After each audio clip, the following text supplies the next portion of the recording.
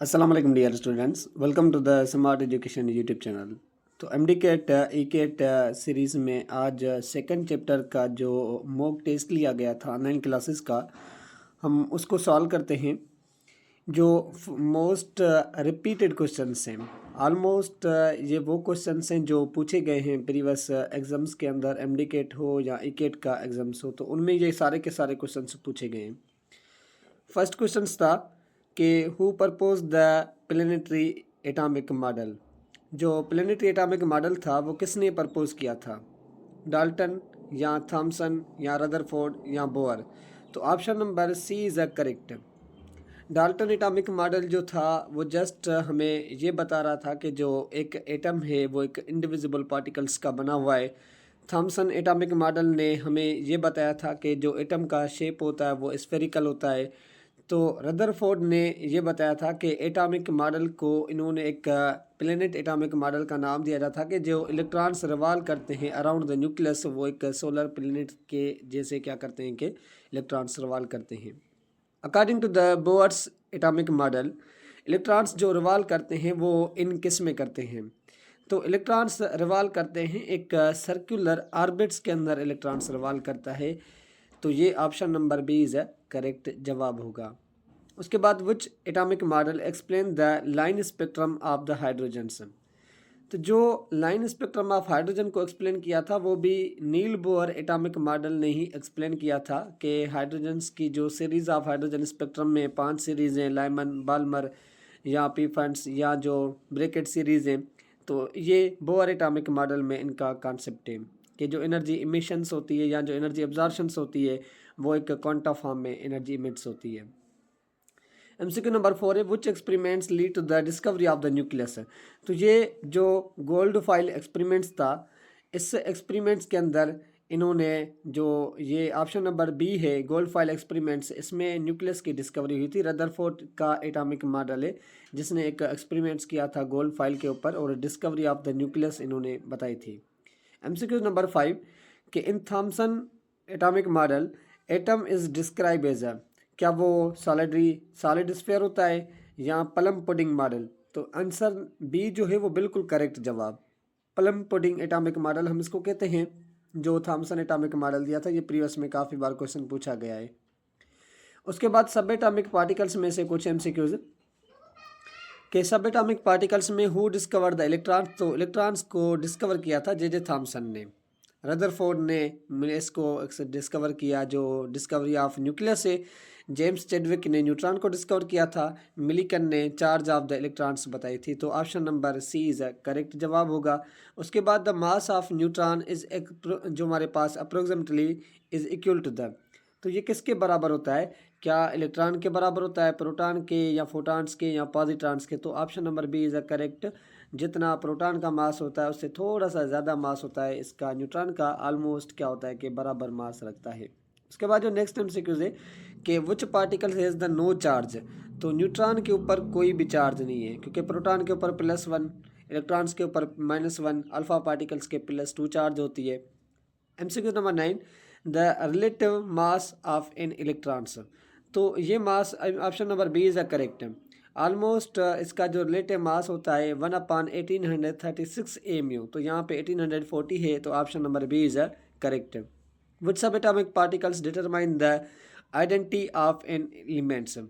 तो कौन सा हमारे पास होता है जो एक एलिमेंट्स की आइडेंटिफाई करता है? वो होते हैं प्रोटॉन्स। प्रोटॉन को हम कहते हैं एटॉमिक नंबर का नाम देते हैं। तो एटॉमिक नंबर जो हमारे पास होता है वो क्या कहलाता है? एक आइडेंटिफाई करके देता है एलिमेंट्स के बारे में।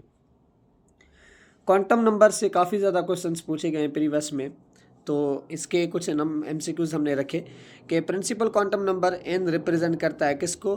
क्या शेप ऑफ ऑर्बिट को या ओरिएंटेशन को, साइज ऑफ ऑर्बिट को? Option number C is a correct. Size of orbit, shape of orbit जो होता है वो अलग है, ओरिएंटेशन अलग है, क्योंकि 4 क्वांटम नंबर्स हैं, चारों के चारों का डिफरेंट वर्क होता है।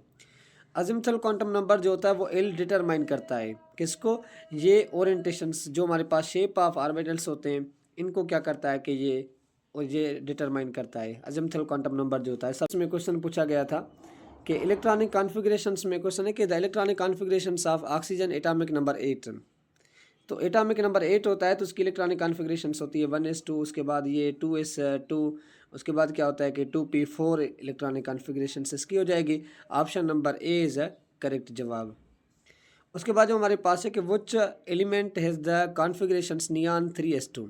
तो नियॉन का एटॉमिक नंबर होता है 10 और 3s2 तो 12 एटॉमिक नंबर होता है मैग्नीशियम का। तो option number A is a correct. In which block of the periodic table does sulphur belongs. तो सल्फर जो होता है वो ऑक्सीजन फैमिली से, तो पी ब्लॉक एलिमेंट से क्या होता है कि वाबस्ता होता है, क्योंकि इसका एटॉमिक नंबर होता है सल्फर का 16।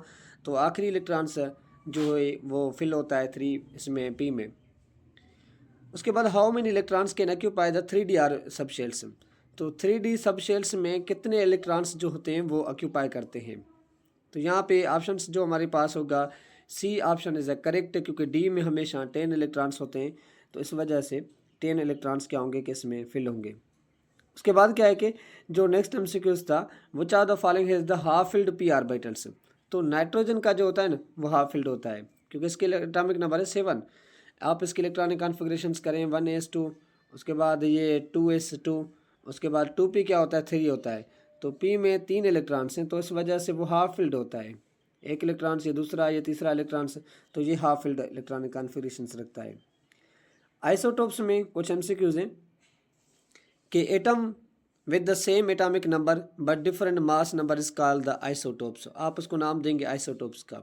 विच isotopes use the radio carbon dating के लिए। तो जो रेडियो कार्बन डेटिंग के लिए यूज़ किया जाता है, कार्बन 14 हम क्या करते हैं कि यूज़ करते हैं। Carbon 12 simple relative atomic mass में यूज़ होता है कि the mass number of in atom is the sum of. जो मास नंबर होता है वो एटम का वो सम होता है प्रोटॉन्स का और न्यूट्रॉन्स का सम होता है। Option number C is the correct. Which are the following is the isobar. तो आइसोबार इनमें से कौन से हैं। तो देखें कि आइसोबार, पहले तो ये चीज़ क्लियर हो कि आइसोबार का मतलब क्या होता है कि जिनमें एटॉमिक मास क्या होता है कि एलिमेंट्स का बराबर होता है, जिसमें एटॉमिक मास तब बराबर होगा जब आप उनके न्यूट्रॉन्स को क्या करते हैं कि एक्सचेंज करते हैं। तो कार्बन 14 और कार्बन नाइट्रोजन 14 का जो है यहाँ पे आइसोबार क्या है कि सेम रखेगा। इनका जो मास होता है वो क्या होता है कि एक जैसा होता है। उसके बाद chlorine has the two isotopes, chlorine 35 and chlorine 37। अगर आप इसका एवरेज एटॉमिक मास निकालते हैं तो 35.5 ड्यू टू द किसकी वजह से ये आता है, तो हायर अबंडेंस की वजह से, क्योंकि हमेशा ये जो रिलेटिव एटॉमिक मास होता है वो आपको हायर अबंडेंस बताएगा। देखिए 37 क्यों नहीं हुआ, 35.5 क्यों हुआ, क्योंकि 35 जो क्लोरीन एटॉमिक मास होता है वो ज़्यादा एग्जिस्ट करता है आइसोटोप से। तो हमेशा मास भी हमें उसका मिलता है, उसके कंपैरिजन में मिलता है जिसकी अबंडेंस क्या होती है कि ज़्यादा होती है। उसके बाद हमारे पास बोर थ्योरी में से क्वेश्चंस। बोर थ्योरी काफ़ी ज़्यादा मेन टॉपिक होता है कि the energy of an electrons in Bohr hydrogen spectrum में जो एनर्जी हमारे पास एक इलेक्ट्रॉन्स की थी वो 1/n² के ज़रिए हम क्या करते हैं कि एनर्जी ऑफ इलेक्ट्रॉन्स को फाइंड करते हैं। और इसका माइनस के 1/n² भी आपको ये चीज़ क्लियर हो, आगे जाकर मैं इस पे न्यूमेरिकल्स दूंगा वो क्लियर करवा दूंगा। The spectral lines of hydrogen are explain the. जो स्पेक्ट्रल लाइन्स है वो भी एक बोर मॉडल में एक्सप्लेन किया गया है। हाइड्रोजन की जो स्पेक्ट्रल लाइन्स है, लेमन बाल्मर वगैरह, ये टोटल जो सीरीज ऑफ हाइड्रोजन स्पेक्ट्रम होती है। द लेमन सीरीज़ अपीयर्स जो होता है, लेमन सीरीज़ जो हमारे पास अपीयर करता है ये अपीयर करता है अल्ट्रा वायलेट रीजन्स में, क्योंकि जो बाल्मर होता है वो शो करता है विजिबल में। उसके बाद जो हमारे पास ये इंफ्रारेड होता है वो थर्ड सीरीज़ होती है। इंफ्रारेड, नियर इंफ्रारेड, ये हमारे पास मिडल होता है, ये सब इंफ्रारेड में आ जाती है। The transitions from n is equals 3 to n is equals 2। Transition state जो है वो n3 से n2 में हाइड्रोजन्स का इलेक्ट्रॉन्स प्रोड्यूस हुआ है।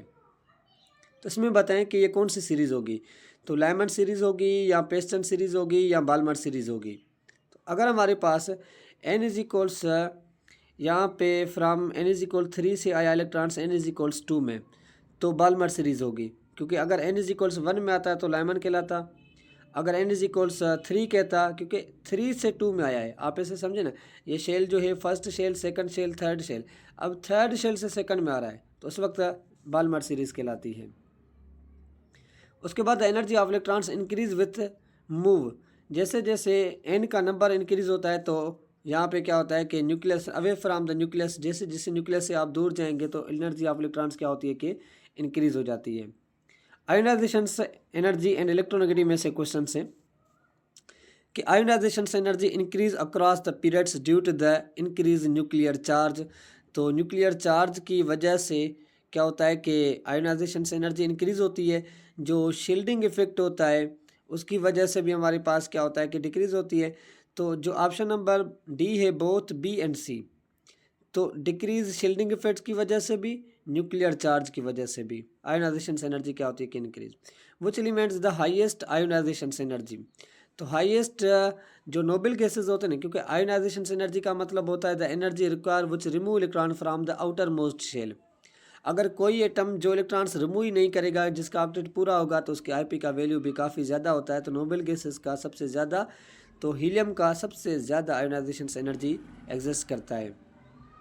Which element the highest electronegative, तो फ्लोरीन की सबसे ज़्यादा होती है। इलेक्ट्रोनेगेटिव हम किसको कहते हैं कि the tendency power of an elements within other elements, किसी भी एलिमेंट के पास ऐसी टेंडेंसी हो कि वो अट्रैक्ट करे शेयर्ड पेयर इलेक्ट्रॉन्स को, हम इसको कहते हैं इलेक्ट्रोनेगेटिव। तो इलेक्ट्रोनेगेटिव पीरियोडिक टेबल में फ्लोरीन के पास सबसे ज़्यादा होती है, ये चीज़ क्लियर रखें। The first ionization energy is always, तो फर्स्ट आयोनाइजेशन एनर्जी जो होता है वो हमेशा क्या होता है कि लेस देन होता है सेकंड से, थर्ड से।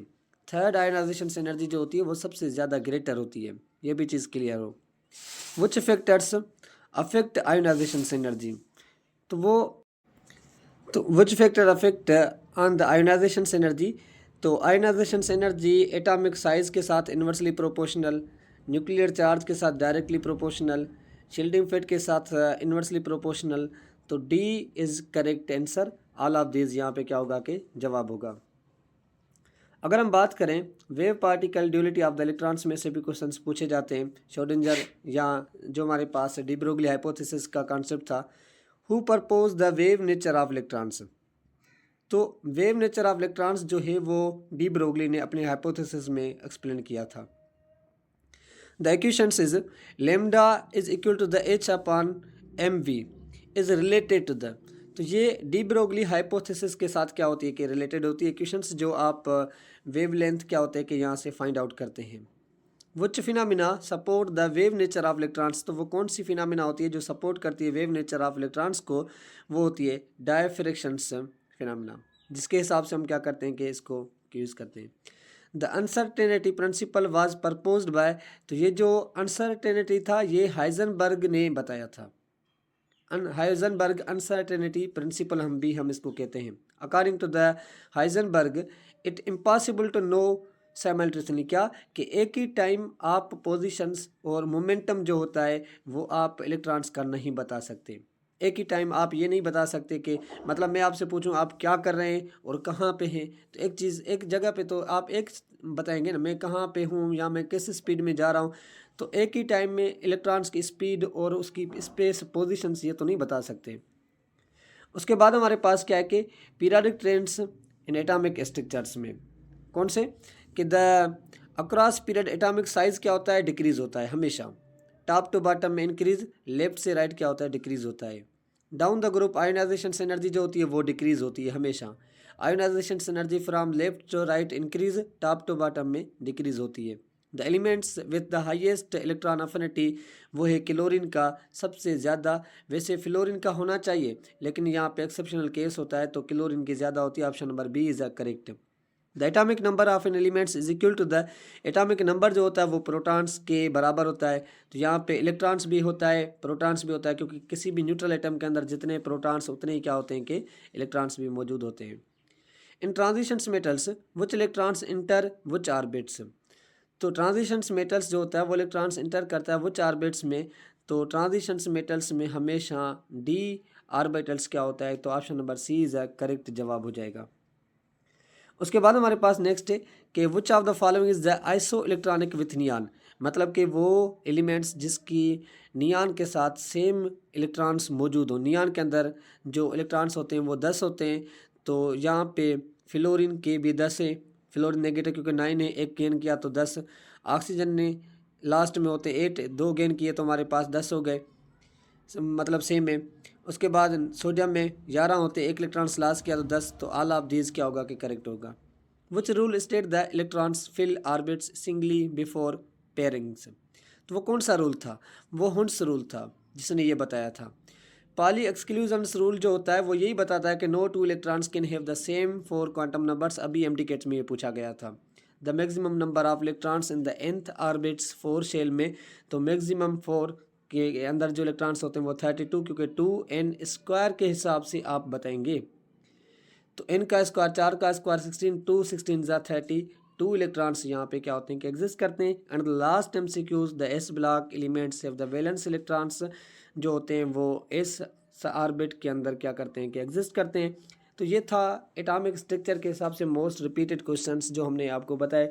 इंशाल्लाह हम नेक्स्ट वीडियो में जो सेकंड टेस्ट होगा वो हम आपको एक्सप्लेन करके देंगे। हमारे चैनल को सब्सक्राइब लाजमी करें और शेयर लाजमी करें।